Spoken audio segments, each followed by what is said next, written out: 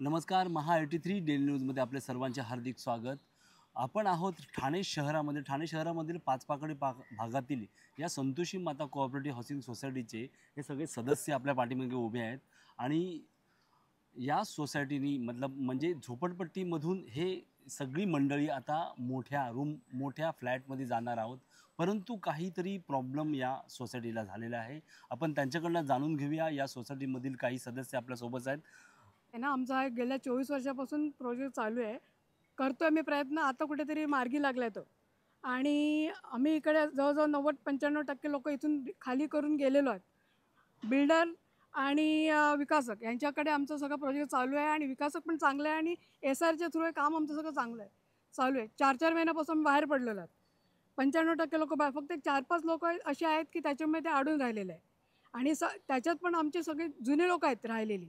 त्यांचं इथे घर दरवाजे तोडून त्याच्यात गाळे काढून 3-3 एकेका ठिकाणी 3-3 4-4 करून हा विरुद्ध एक जो आहे शिरवाडकर, विशाल शिरवाडकर, त्यांनी ते सगळे दाखवलेले आहेत. पण आमचा प्रोजेक्ट इतक्या वर्षापासून आता मार्गी लागला, तो पार व्हावा, मार्गी लागावा. आणि जे आमच्याकडे सगळे प्रूफ आहेत, आमचे ॲग्रीमेंट झालेलं आहे, आमच्याकडे भाडेपावती सगळं, आम्हाला भाडं पण रेग्युलर मिळते, सगळं काही व्यवस्थित आमचं चाललेलं आहे.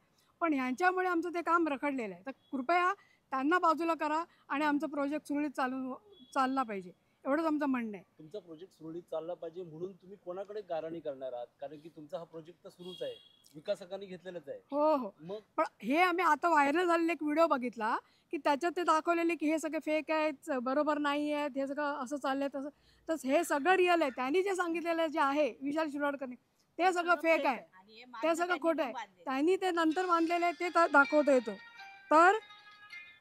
तर ते सगळं खोटं आहे. आम्ही जे आहेत ते रिअल आहेत. आज आम्ही जवळजवळ 52-53 वर्षापासून इथे राहतो. ही सगळी घरं कशी स्थापना झालेली आहेत ते आम्हाला सगळं माहिती आहे. आणि आता तो आमची बायोमेट्रिक झालेल्या बायोमेट्रिकमध्ये ह्या सगळ्यांची नावं आहेत आणि तो जे सांगतो त्याची कोणाची नावं इथे नाही आहेत, फक्त 2 सोडून. आणि मग ती कशी आम्ही म्हणजे समजू की आमच्या बरोबर आहेत म्हणून. त्यांची जी नावं दाखवली गेलेली आहेत सगळे फेक आहेत. आणि ह्याचे आमच्याकडे व्हिडिओ पण आहेत का ह्यांनी नवीन बांधकाम दाखवलेलं आहे. पण आम्ही तुम्हाला पण दाखवू शकतो. तो ग्रस्त कोण आहे? म्हणजे तुमच्या सदस्य आमच्या ह्याच्यामध्येच तो राहणारा होता, विशाल शिरवाडकर म्हणून. आज त्याचा रूम, आम्ही त्याला असं बोलत नाही त्याचा रूम आहे त्याला मिळून दे, पण जी बाकीचे रूम दाखवलेत ही रूम मधली इथे आम्ही कधीच बघितले नाहीयेत. आणि दुसरी नेहा यादव म्हणून जी बाई आहे जी आहे ते त्यांचा रूम आहे आणि ती भाड्याने रूम होती. जी बाईचं रूम भाड्याने होतं. आता आपण ॲग्रीमेंट केल्यानंतर आपण टॅक्स पावती बोलते, सॉरी, लाईट नाही, गॅस पावती जी आपली हे करायला लागतं, नाव बदलायला लागतं आपल्याला. तर त्यासाठी तिथे आपल्याला त्यांचं ॲग्रीमेंट दाखवलं गेलं म्हणून तिचा गॅस पावती तिने दाखवली आहे. त्यानंतर बुक काढलं तिने, म्हणजे बँकेचं बुक काढलं. आणि आता ती दावा करते की इथे माझा रूम आहे. आणि ज्यावेळी ती भाड्याने जेव्हा रूम घ्यायला आली तेव्हा स्वतः मी तिला रूम तो भाड्याने दिलेला आहे. आता सगळ्यांचं बळकावायचं काम करते. आणि आता बळकावाची कामं हे लोक करतायत आणि ह्यांच्यामुळे आमचा प्रोजेक्ट का थांबवायला पाहिजे?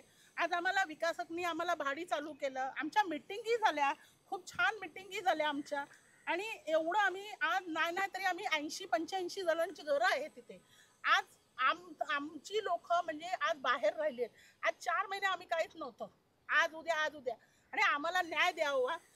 आज आम्हाला न्याय द्यावा, कारण आम्हाला 10 वर्ष किंवा 15 वर्ष बाहेर राहायचं नाही.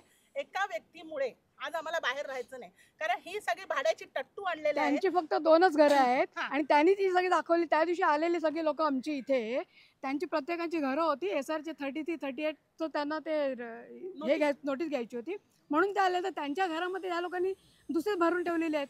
एक घर सोडून 3-3 दरवाजे काढले, 3-3 लोक.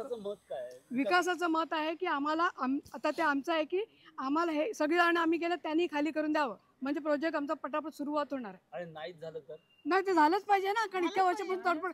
फक्त SRA मध्ये आमचं सगळं, आमच्याकडे सगळे कागदपत्र आहेत, आमचं ॲग्रीमेंट झालेलं आहे, आमचं बायोमेट्रिक झालेलं आहे. बायोमेट्रिकच्या लिस्टमध्ये आमच्या सगळ्यांची नावं आहेत, त्यांची नावं नव्हती. हे जे दाखवते कोणी सगळे फेक नाव आहेत, आमच्या SRA लिस्टमध्ये नाही आहे ते नाव.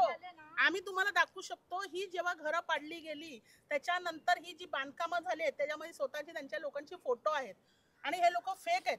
जे 18 जण किंवा माझ्याकडे 19 जण व्हिडिओ सुद्धा आहे. त्यांनी जे एक दरवाजा तोडून, एका दरवाजाची तिकडे भिंत तोडून 4-4 दरवाजे, 3-3 दरवाजे काढलेले आहेत.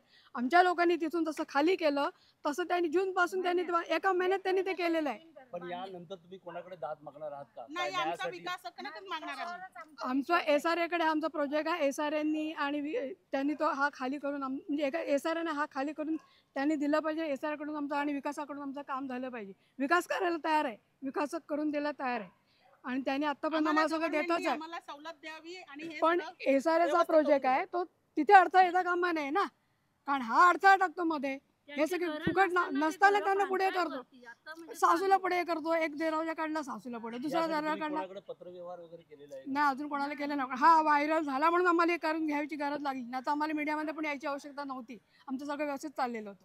रूम घेतलाय विकत आणि आता 2 वर्षापूर्वी मी ती भाड्यात येतो 11 महिन्याच्या भाड्यात दिला होता रूम.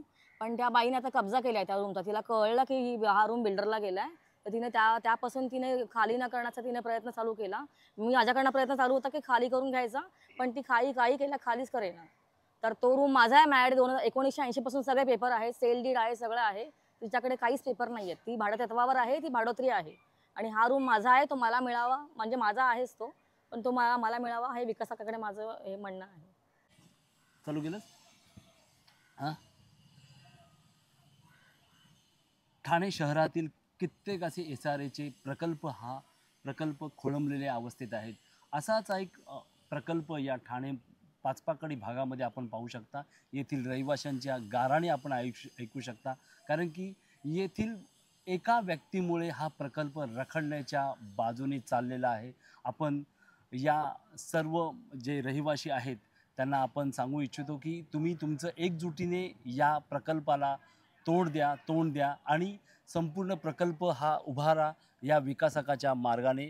आणि तुमचं हे जे स्वप्न आहे झोपडपट्टीतून मोठ्या घरामध्ये जाण्याचं, त्यासाठी तुम्ही स्वतः स्वावलंबी व्हा आणि एकजुटीने या सर्व प्रकाराला ताकदीने लढा द्या. महा 83 डेली न्यूजसाठी नमस्कार. आपण पाहिलं की ठाणे शहरातील कित्येक अशी SRA प्रकल्प ही बंद पडलेल्या अवस्थेत आहेत, परंतु हे जे प्रकल्प आहेत यातील जे रहिवासी आहेत आपल्याशी बोलत होते, त्यांचं एकच मत आहे की आमचं झोपडपट्टीमधून आम्ही कधी बिल्डिंगच्या या आलिशान घरामध्ये जाऊ, परंतु कोणीतरी काहीतरी अडथळा आणून या प्रकल्पाला खो घालतो.